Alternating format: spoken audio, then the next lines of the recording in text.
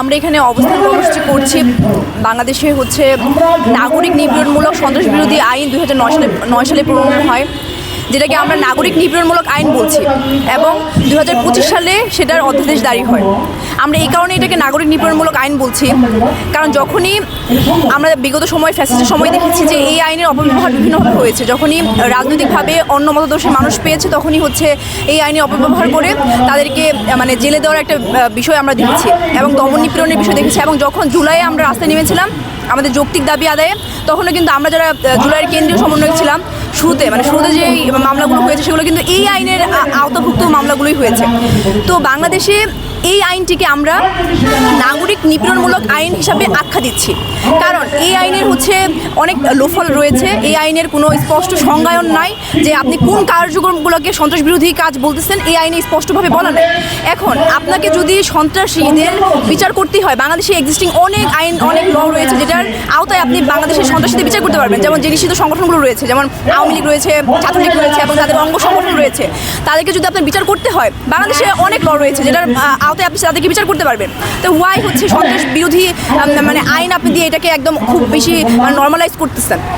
তো রিসেন্ট যে ঘটনাটি ঘটেছে যে আমাদের শাহবাগ থানার সামনে থেকে ইমি আপুকে 7ই মার্চের ভাষণ বাজানোর জন্য তাকে হচ্ছে থানায় নেওয়া হয়। নেওয়ার পরে তাকে কী করা হয়েছে, সন্ত্রাস বিরোধী এই মামলাটি দেওয়া হয়েছে। তো আমরা এই মামলাটি যে দেওয়া হয়েছে সেটার এগেইনস্টে, যে ইমি আপু যদি সন্ত্রাসী হয়ে থাকে এবং তার যদি প্রমাণ থাকে, সে যদি নিষিদ্ধ সংগঠনের সাথে সংযুক্ত থাকে, তার অবশ্যই বিচার হবে, তার বিচার হওয়া উচিত, এবং এই বিচার রাষ্ট্রকে করতে হবে। এবং আমাদের রাষ্ট্রীয় যে বিচার ব্যবস্থা রয়েছে সেটার আওতায় আমাদের সংবিধানের যে আইনগুলো রয়েছে সেটার মাধ্যমে তাদেরকে বিচার করুক।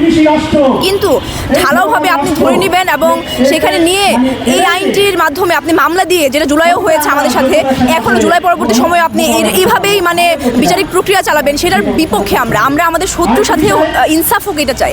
আমরা নিষিদ্ধ সংগঠনের মানুষের সাথেও এই আইনের ঢালাও ব্যবহার না হোক, আর বাংলাদেশের বিভিন্ন নাগরিক যারা রাস্তায় কোনো যৌক্তিক আন্দোলন নিয়ে নামলে এই আইনের কবলে তাকে পড়তে হচ্ছে, এবং অনেক সময় শুধুমাত্র বিরোধী মতাদর্শ কেউ না।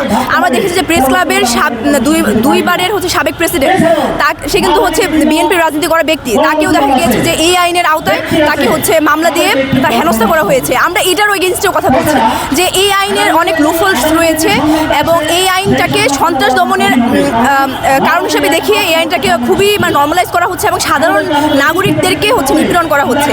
তো আমাদের দাবি হচ্ছে এই আইনের বাতিল করা লাগবে, এবং যদি ইমি আপু যদি সন্ত্রাস হয়ে থাকে, সে যদি সন্ত্রাসী সংগঠনের সাথে তার যদি কানেকশন থাকে, তাকে অবশ্যই বিচার করতে হবে। কিন্তু এইভাবে জুলাইয়ের সময় আমরা দেখেছি, জুলাইয়ের আগে দেখেছি ফ্যাসিস্টের সময়ে, বা এখন আমরা এই আইনের হচ্ছে যে অপপ্রয়োগ, সেগুলো আমরা এখন জুলাইয়ের পরবর্তী বাংলায় চাচ্ছি না। যে ইমি আপু যদি নির্দোষ হয়ে থাকে, তার বিরুদ্ধে যদি কোনো যৌক্তিক অপরাধের প্রমাণ যদি না থাকে, তাকে অনতিবিলম্বে মুক্তি দিতে হবে। মুক্তি দিয়ে তাকে তার যে নাগরিক যে জীবনযাত্রা, সেটিকে চালিয়ে যেতে তাকে হেল্প করতে হবে। তো এটাই আমাদের হচ্ছে আজকে অবস্থান করার পেছনের কারণ।